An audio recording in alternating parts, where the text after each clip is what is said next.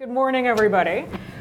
Pleasure to be here, and especially to have these two up on stage with me to tackle our topic this morning of Russia and where U.S.-Russia relations are going. You can see in your program what their current affiliations are. You may also know that we're dealing here with two of the people who have grappled with Russia from the senior levels of the Pentagon. General Sak, who dealt with it as the defense attaché in Moscow until a couple of years ago, and Evelyn Farkas, who was the top Pentagon official on Russia until last year. So welcome to you both. I thought I would set the stage this morning by sharing one of my favorite headlines from this last crazy week, and there have been a lot of them. This one came from Monday, when we got word that Vladimir Putin had phoned President-elect Trump and offered his congratulations. And the Kremlin gave a very detailed readout of this phone call. I don't know if you saw it. They talked about strategic economic issues and all of the threats and challenges facing the US and Russia. But my favorite line was the way the Kremlin described the current state of US-Russia relations as, with this word, unsatisfactory. Which I loved because you don't often get to commend the Putin regime for restraint. But describing them as unsatisfactory might be the moment to do so. So welcome to you both. All right, so let's focus in on the seismic events here in Washington of the last week and how those may be playing in the Kremlin. Are the champagne corks popping? Do they continue to pop? What do you think? Okay, I guess I'll start. I think it remains to be seen. I mean, certainly the champagne corks are popping because Russia was successful in interfering in our elections. We know they conducted a cyber attack. They took information from the DNC as well as from the email server of a couple of high-level Clinton campaign officials and transferred that information to WikiLeaks. We don't know whether there were Americans involved. The FBI, I believe, is investigating exactly what happened. I hope that they will publish whatever the findings are of their investigation, since we're paying for that. But to answer your question, because I know I'm going off on a tangent, but I do feel strongly about that tangent. The reality is that I think they are feeling like they did influence our election. They did make us question the strength of our democracy, whether there was going to be foul play in the elections or not. That was one objective. We don't know whether their objective was to get Donald Trump in power, which That's gets to your question. Yeah, was the goal just to create chaos and a sense of confusion? So not at the level of the president, but at the deputy foreign minister level, for example, I've seen a statement where the deputy foreign minister said, well, we'll see. I mean, I think that Russians who understand our system know that we have a bureaucracy, we have a Congress, we do have checks and balances, and Donald Trump has never been in office before. So I think they're smart enough to know that they don't really know exactly what policies he's going to follow. However, I will say that they are taking the opportunity right now. Just look at Syria, and I'll leave it at that. Peter, to follow up on one thread of that, Evelyn just referred to Russians who understand our system. Do Russians understand our system? Were they entirely, is it clear what the ambitions were and that they were able to execute on them? Or was this Louise, I would submit that, and I think this goes to both sides, there is a lot of misperception and misunderstanding on both sides. I think that there's a feeling in Russia that you don't listen to us, you don't understand us, and I think we're often confused about the drivers that press the Russians as well. And those also that have led to their egregious behaviors, especially in 2014. So it's there, and that's something to watch. Here's an indicator. Getting back to the champagne corks, always good to get back to this. And it's something that we watched in Moscow, and pay attention to the state-controlled Russian media. And right now, RT, 24. Are all speaking very positively about Donald Trump, almost hopefully. And there's a side of me that believes that the countryside in Russia actually would like better relationships on their terms, don't get me wrong. And those terms are obviously whatever is dictated with the disinformation that comes from the Kremlin. But they do, because if you look at that, the map's closed.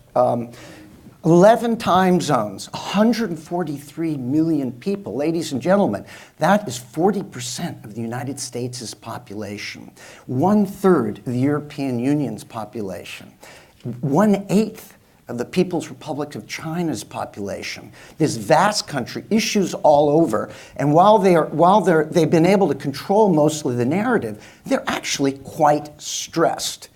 Now, for both, if you will, I think for real and craven reasons, they're looking for maybe a better relationship with Trump. President-elect Trump. I will submit that there's some discussion about the Russians wanting to play him. If I think the Russians who, and there's that side, and we're worried that, Putin being a good FSB, got it. They've got that, certainly. But they also will listen to the fact when Donald Trump said, I like to be unpredictable, and I'm a counterpuncher. And so, why would the Russians, when he comes in power, immediately challenge him and sour something that they might be able to maybe more with honey than vinegar work their way? So this is going to be a very complex period because there are a lot of issues that are going to immediately create friction. And how they determine this is going to be critical. You describe it as very complex. My next question would be, how dangerous are the waters we find ourselves in? Given that Trump, whatever your politics is, we can't predict what he'll do. We're not clear what the Russia policy will be. It's unpredictable here in Washington. Putin prides himself on being unpredictable as well. We've all heard the chatter about whether a new Cold War is brewing. How worried are you looking ahead to how 2017 may play out? Can I just start Please. a little bit? I am really looking to see what President-elect Trump says about NATO, because I think if we have a strong, resolute NATO, and if the United States is firmly behind NATO, then I have less cause for worry. What worries me is if NATO is no longer seen as providing the security guarantee to our European allies that it has provided for them thus far, and they start to unilaterally arm and make unilateral decisions about their defense and operational military policies. Because then you have the increased risk of miscalculation and something going wrong and some accident, some misfiring, who knows what, between the Europeans and the Russians. And I know that sounds like a real doomsday scenario, but that's why we have NATO. So I think a lot rests on NATO. I do agree with you. We will also have to see how Putin manages his relationship with the president. But American interests are not aligned with Russian interests. There are areas where we have interests that are aligned narrowly, countering ISIL and countering terrorism. Areas where, frankly speaking, in the Obama administration, we busted our rear ends trying to cooperate with Russia, and it didn't work. So it remains to be seen whether the new administration can make progress on that and build on that. But the fact that the Russians today are bombing Aleppo, that the last children's hospital is under siege, these human rights violations in the immediate aftermath of the phone call with President-elect Trump, to me, is a very alarming sign, to say the least. And I wish that we knew more from the Trump side what happened in the phone conversation. And I guess it remains to be seen what will happen, but it's quite disturbing. Much shorter readout that came from Team Trump on that conversation. Peter. Louise, I'm quite worried, and I've written toward that, because right now we are bone and bone, is what I like to say when you think of no cartilage, in key areas of contact and conduits, where if you get an accident or an incident that occurs not just around the airspace of Syria or the Baltics, the Pacific. Now I'm speaking more now as a defense guy. We don't have commanders and leaders in intermediary regional areas that can put out a fire with each other. There are no relationships. In the U.S. military, over 2 to 3 years, everybody transitions. So all the people that in 13 had a Russian counterpart have moved on. So we have to completely rebuild, if you will, conduits, because if something happens, it will be cyber fast.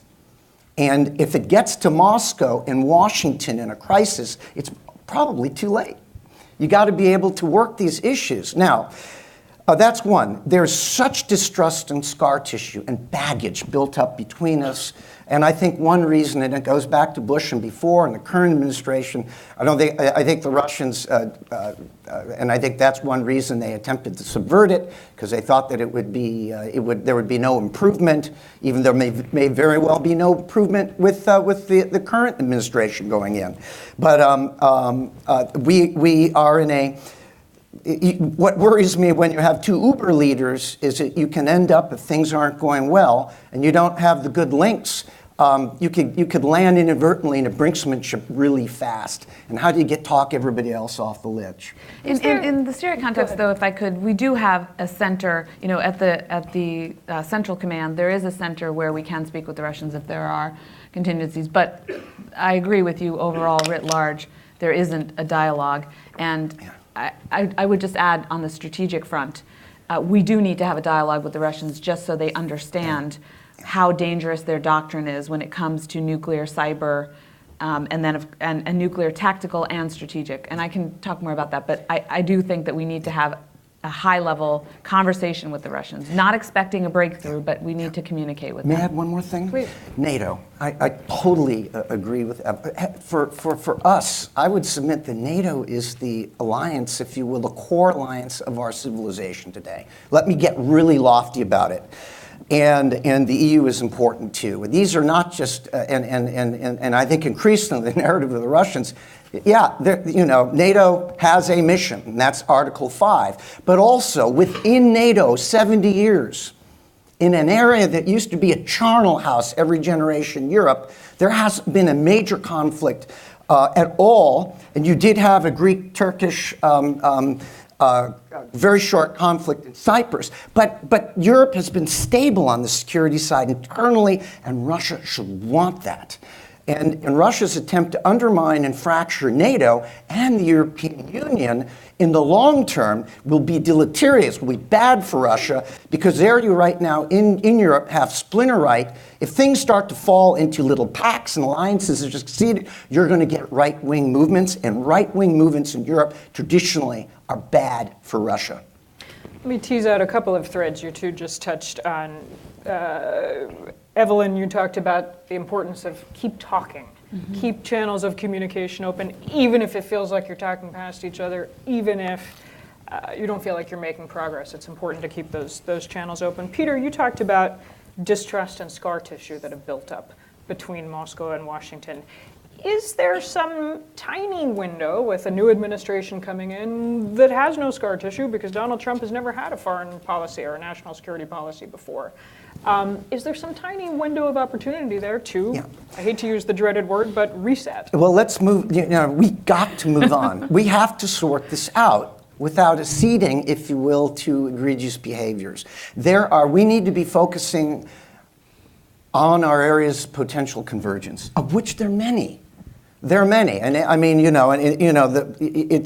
a whole laundry list. Terror, arms control. Good God, we've got to get the arms control regimen reoxygenated, and we've got to put some type of equivalent on state-sponsored cyber activities, or else you're going to have a cyber Pandora's box open, and the Russians have already opened it a little bit, according to DNI. The Arctic. Counter-proliferation, space, climate change. I'm apolitical. The Russians believe there's a climate change problem, and they're living it right now in their north and the opening of the Northern Sea route. There is a lot to talk about and to work with the Russians. And finally, if they don't sort it out with the West and get out of this confrontational thing, and part of it is this confidence-building discussion. This isn't about making friends, it's getting a better understanding. Russia, I believe, will fail in the next generation because of its geography, because of its demography, because of its waning resources, and its really, really ugly borders. They've got major problems. This is maybe their chance, but they've got to play straight, which is hard. They haven't shown that they've been willing to do that up till now. What leverage does the U.S. have to persuade Russia to change its behavior? Well, I think there's one. Do you want to jump in? Well, I do want to jump in because I don't agree with what you left out. I don't know, but I believe we have to have a dialogue with Russia so that the Russian government understands what our interests are, what our values are, what we deem acceptable, what we deem unacceptable, where we will cooperate, but we cannot give in when it comes to those values and interests. And so we can't have a reset where we say, okay, we're going to ignore Georgia 2008, and now we're also going to ignore Crimea, Eastern Ukraine, MH17, the INF treaty violation, the Vienna document, which nobody even knows what it is, but conventional arms control violations. There are a whole host, meddling in our elections, doing things diplomatically. There's small violations, big violations of international law. I think we need to be the stewards of international law and international organizations which safeguard our interests and our values. With that position of strength, knowing what we stand for, then we can go to the Russians and say, we're ready to cooperate, but you need to do X or Y in order to come back into good standing. That's where it's going to be hard. You have to come up with, okay, what's the compromise? How do we actually have a real Minsk, not this horrible compromise that was basically fashioned because we had no choice. We need to move beyond that because right now it's going to remain a frozen conflict between Russia and Ukraine unless we come up with a real deal. Maybe it's not, the timing is not right with this government in place.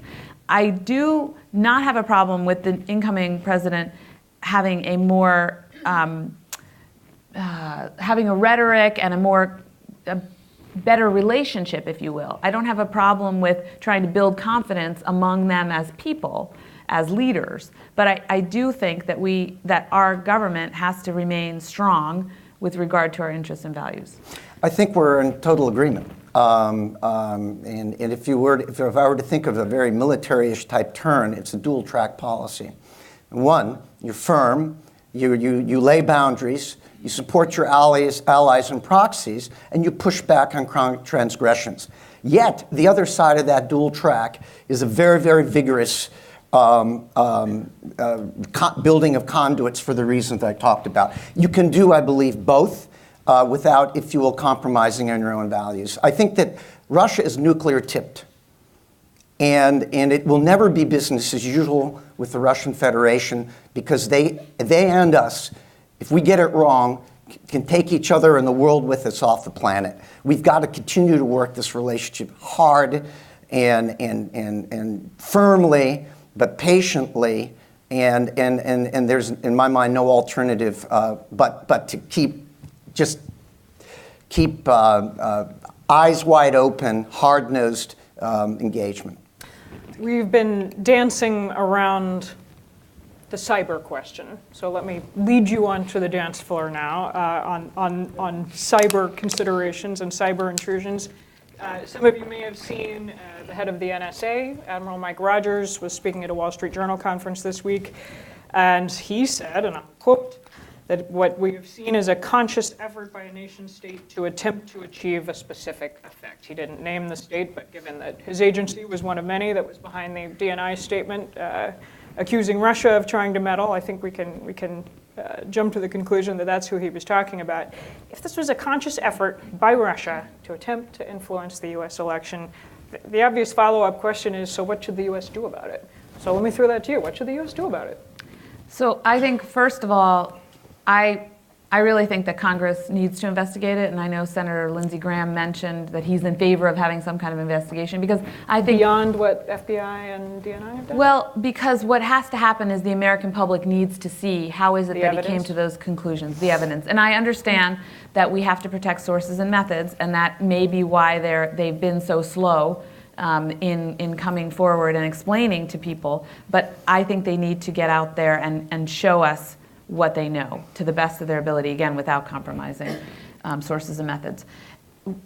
The problem is, what do you do to respond? Because you don't want to create an escalatory scenario. So generally speaking, most of the cyber experts that I've talked to said, well, we would not retaliate by, scooping up Vladimir Putin's emails and then, giving them to the Russian press or something like that, because that would be deemed escalatory. We would maybe declare some more, because we've already declared some Russian people working here under diplomatic cover as persona non grata.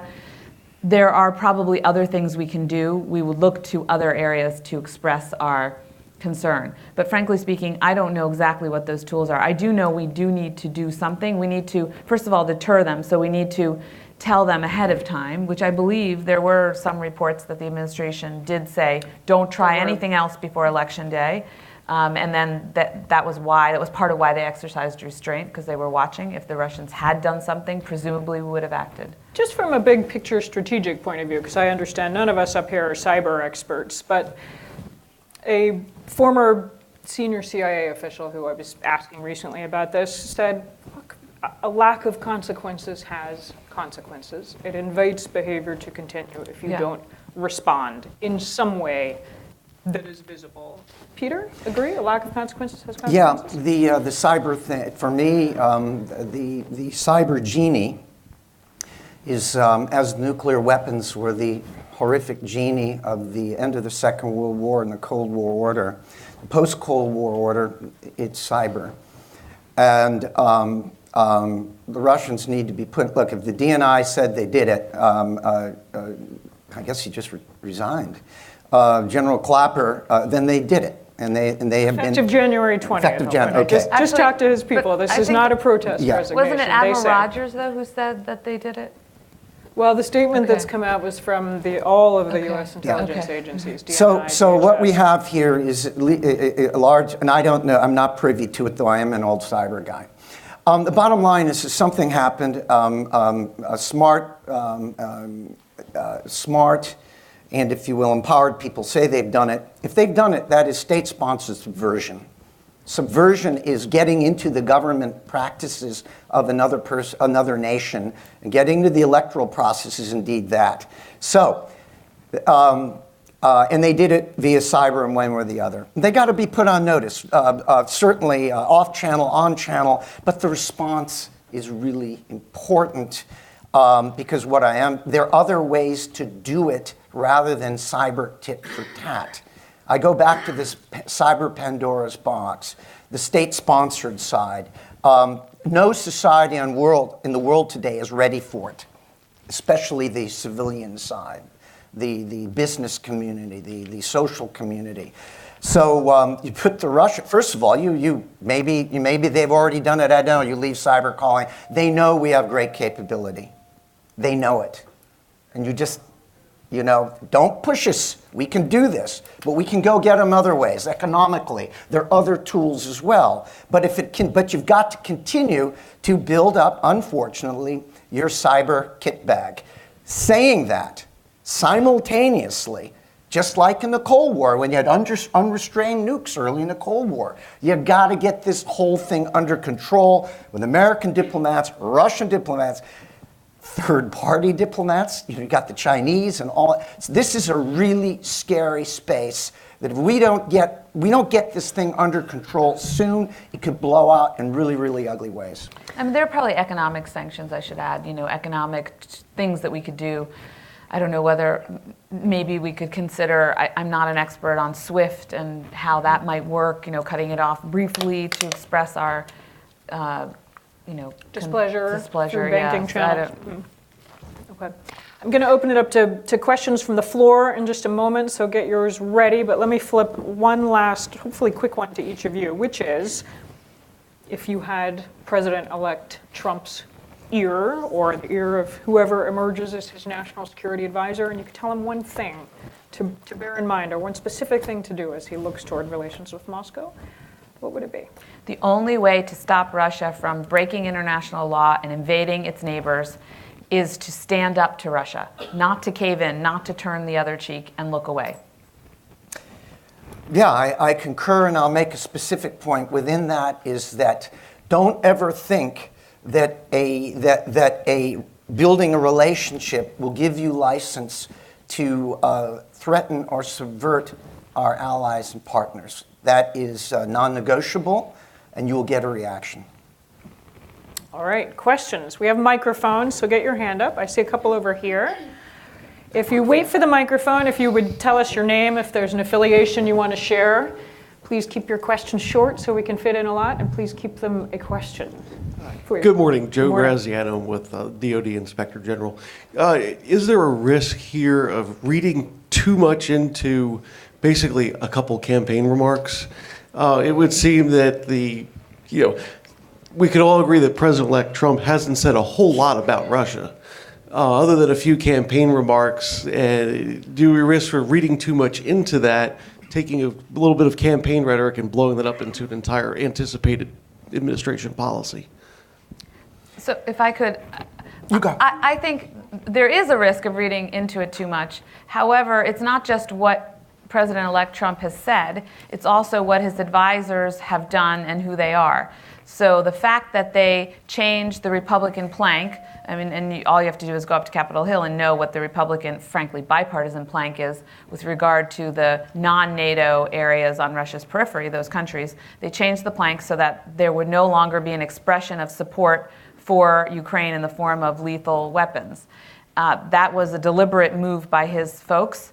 And while Paul Manafort, who has very strong ties to the Kremlin and to Kremlin-supported Ukrainians, Trump's former campaign manager is out of the picture right now. He still had Carter Page on his team. He still has a number of other folks who have ties to Russia, the Kremlin, and so I think it does remain to be seen, but there was more than just the statements that he made that caused people like me to be concerned. Yeah, I think that it's a good question. I think expectations have been raised on both sides, if you will, of the ocean. But what I will say, and this is, and we have to stay apolitical, I think, when we get into this dialogue. What I do believe, faced with the briefing book and all the other stuff and the reality of the office, that will sober them up pretty fast. And maybe this is wishful thinking on my part, but within that, our true equities and our alliances matter. I so hope that early on that the new administration really, really reaches out and embraces its allies, while opening conduits to the Russians. I believe you can do both. It's that gray area in between when you get all misbehaviors and all of that they're going to have to work very adroitly because boundaries, international law have been challenged over the last few years. We need to get that back into the box. Thank you. There was another question right here. Yeah, I'm also from the lead IG, so I just want to do a quick follow-up. But you had mentioned, Evelyn, about a hospital being bombed in Aleppo and the Russians taking advantage of sort of, I guess, the transition or the election of Trump. Can you just elaborate on other ways that they're taking advantage, aside from the hospital, or just other actions that they've taken? I can't think of a specific one besides that one, and Peter might have one. But certainly there was a phone call on Monday between President Putin and President-elect Trump. On Tuesday, they started bombing again in Aleppo, which they had not done. The Russians had ceased, and the Syrians. So they started bombing again, and on Wednesday, the Russians said they were going to withdraw from the ICC, which you would know very well what that means. In part, it was a backlash against the ICC's statement with regard to Russian actions in Ukraine, specifically in Crimea. Nevertheless, I think it also was a sort of preemptive move because we have had, I think even Secretary Kerry may have made mention of holding people accountable for human rights violations in Syria before the ICC. So that's the best example I have right now. Of course, right now, we have a president sitting in the White House, so ultimately he's responsible. I'm not trying to put this at the doorstep of President-elect Trump, except that it does raise a lot of disturbing questions that the Kremlin felt that they could proceed with this operation in the aftermath of that phone call. Yeah, Syria is tough. It's clearly by today's standards, in my mind, Syria is a little bit like Spain in 1936 through 38, which was the death knell of the League of Nations. And you have now the post-Cold War order that is really, really unraveling. And how you get that into the box to include a respect for international law is huge. Russia I get the sense right now is they've gone in, they've supported their ally, they've reinforced their base, they have buttressed their position internationally, internally, and shown in their minds that the world and us that they're back. But they're stuck there now, and now the more that they get involved and allow, if you will, these atrocities, the more and more difficult it's going to be for Russia. And ultimately, if they don't find a way to, because I don't think it's going to end anytime soon. I think part of all the forces that went in, and their carrier squadron, which is more for show, they want to get the kinetic part done. They want to finish it, and I think part of that is why you have this Grozny type of just get it, blow all. But they're stuck. And there's no exit for them until Syrians win or there is a ceasefire. It will only come internationally. And as they kill lots of Sunnis, this is going to blow back on the Russian Federation if they don't sort it out because of their own large Sunni minority, about 8% of their population, and the problems in Central Asia and the Caucasus, which you all know about. So I think that time is running out for them. They're trying to finish it. It's brutal. They need to be hoisted along with the Syrians. But ultimately, there's got to be a way where you get a convergence of interests and you go after ISIS and the other things that we actually do agree on. So this is a real pivotal point now. Sorry for the long answer. No, it's all right. And Evelyn, I wonder if I can just follow on that, because in case we don't come back to Syria in questions, President Obama has said over and over, we will never sort out ISIS until we sort out Syria. As long as there's a safe haven there, we're not going to defeat ISIS as long as there is war ongoing in Syria. And I wonder almost, is it also the case you can't solve U.S.-Russia relations until you sort out Syria? Yes. And what is? Yes. Do you see any path forward? You can keep Ukraine on ice right now. I mean, frankly speaking, I don't think there's a motivation by the Kremlin to change that dynamic. They like having it where it is, and the poor Ukrainians are, They're doing well, relatively speaking. They've come along, but they have their own challenges that they have to master, and I think they're also in a bit of anxiety-induced turmoil over our elections because of what I mentioned earlier. With regard to Syria, I think it's a mistake to think that you can separate the fight against ISIS from solving the civil war. And I talk a lot about the humanitarian situation because that is something that we can address. I know we can address it. We've done it before. We did it in the Balkans. And then ultimately we solved the actual civil war. We also did it in northern Iraq. We have examples where we've done this. So I believe that at the minimum we need to try to save lives without making people leave, which is what the Russians are trying to do. They're trying to clear it out so that Assad controls all of the major civilian centers. But that doesn't mean Assad's going to control Syria. And the Russians know full well that they have to make a deal with us. But frankly speaking, we are not using the leverage we have to make the Russians come and make a deal before more people lose their lives. That's my belief. I think that by fighting ISIS and just focusing on that, we're missing an opportunity for leverage over Russia. Interesting. Okay, I saw a couple questions over here. We'll come to the gentleman in the front row and then right behind. Sir, Chris Baumann from National Defense University. Question primarily for Evelyn. For this administration's attempt, looking back now at the reset, what should we learn from that? What can we learn from that? What went wrong? Was it the assumptions? Was it implementation? What happened? Well, I think that the reset, for a new president, it's very tempting. It's very understandable that they would want to have a reset. And President Obama came in, he said, I want to have a reset. He was able to achieve a lot with Russia. We got a lot out of the reset. We got a 1, 2, 3 nuclear agreement. We got their abstention on Libya. Now, it coincided also with Medvedev being in power. We got them to help us with the northern distribution route, which at the time was very critical to our armed forces because Pakistan was not allowing materials to go through to our forces to Afghanistan. So there were many things, and that's just a few of them. There are a few other items that we got from the Russians at the time. In retrospect, I would have to say, as an analyst stepping back, we probably didn't do a good job communicating. We didn't do a good job with regard to the invasion of Georgia and taking some sort of additional action. You could have had a reset, I believe, but also had some aspect of our policy that addressed the Georgia 2008 violation and the continued occupation of 20% of Georgia's territory. Frankly speaking, that conflict came to an end under the negotiation under the auspices of the French government, Nicolas Sarkozy, who at the time was the president.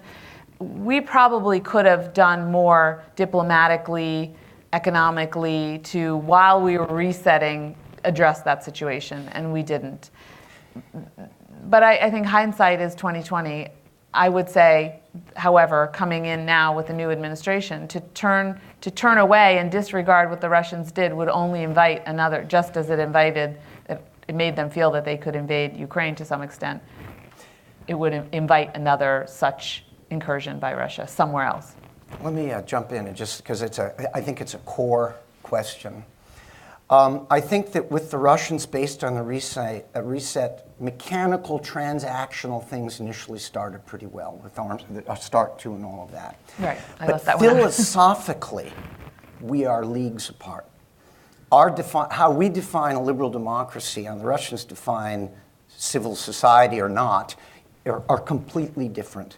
And in the middle of that, and I believe the Russians are wrong, you had Bolotnaya in 11 and 12, and you had this Russian phobia about, and I was in Moscow and I saw the Magnitsky thing and the adoptions thing.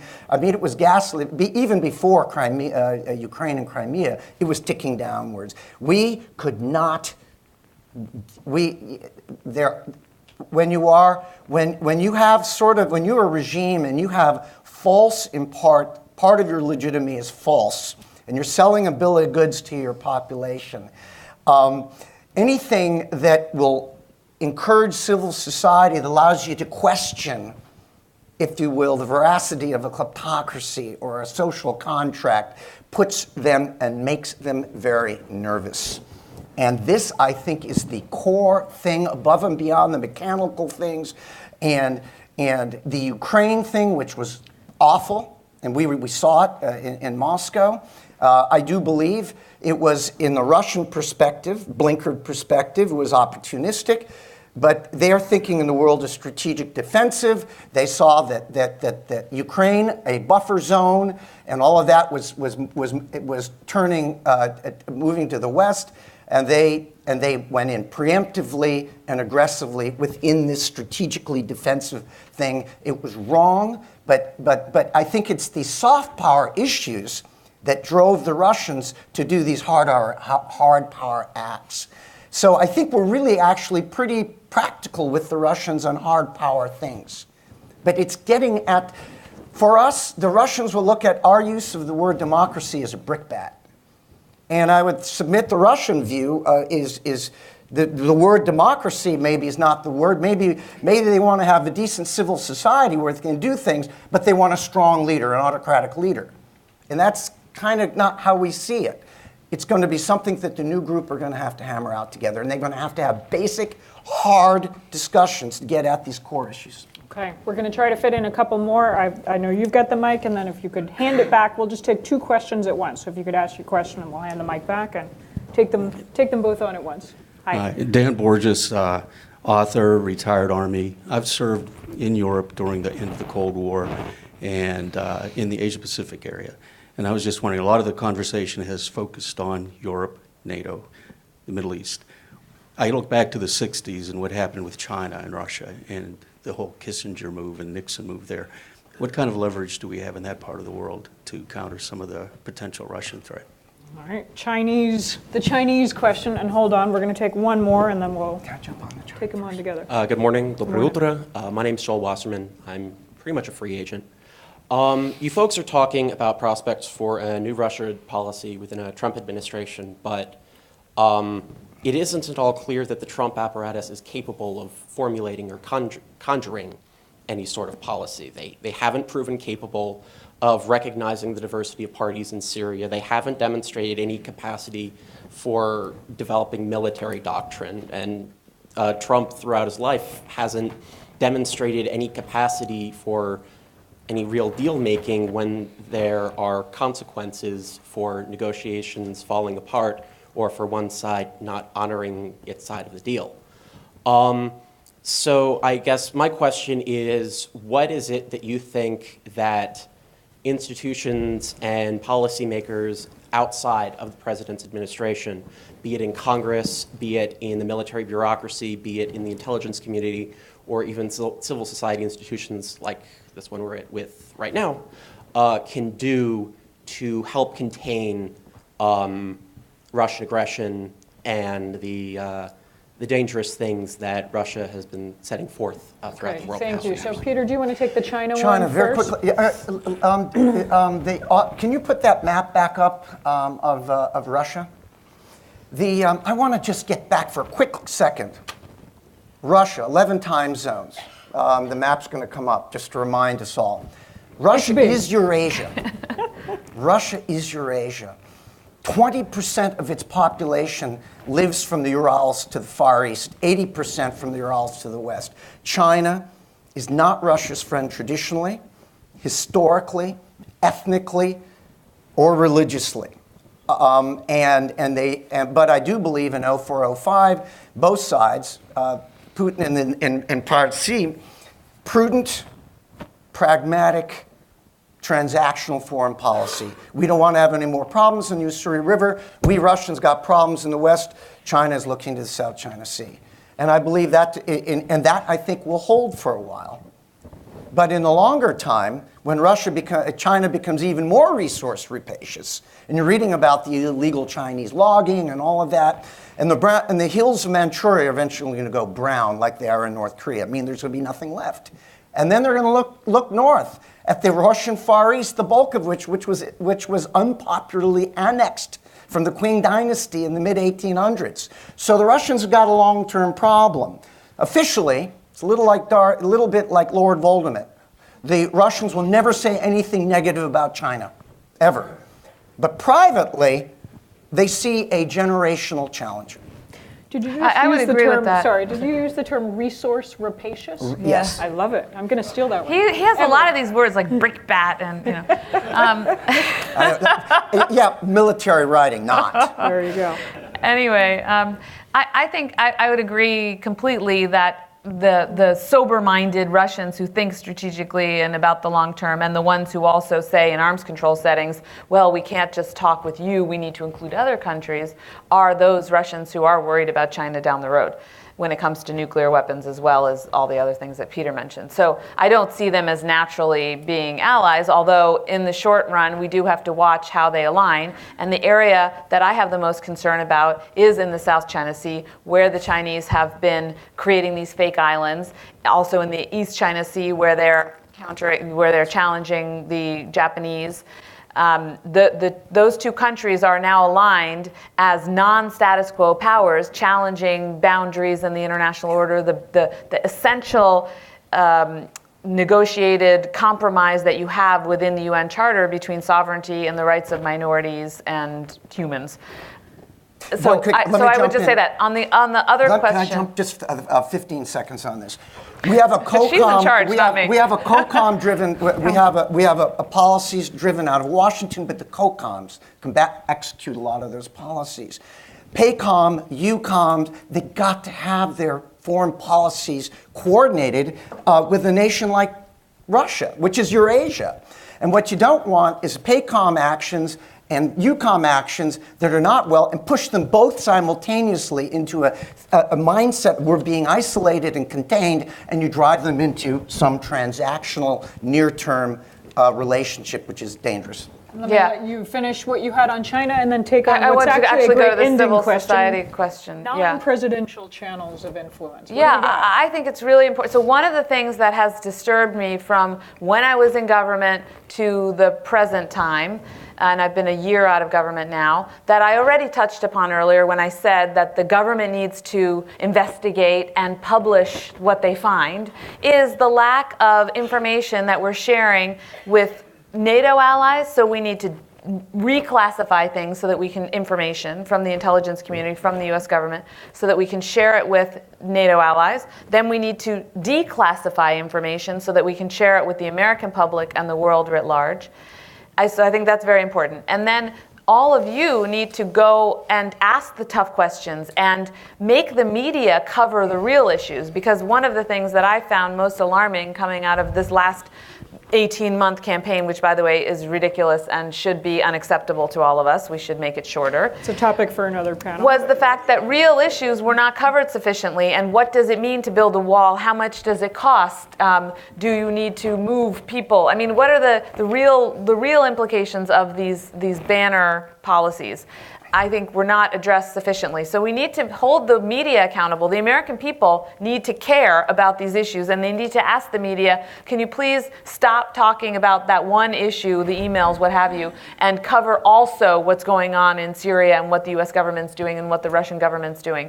I think as a citizen, coming to these things, writing blogs, I think people to people will be very important. There are still opportunities to go to Russia. You heard Mary Louise saying that the former deputy CIA, head of the CIA, was over in Russia. She was over in Russia this summer.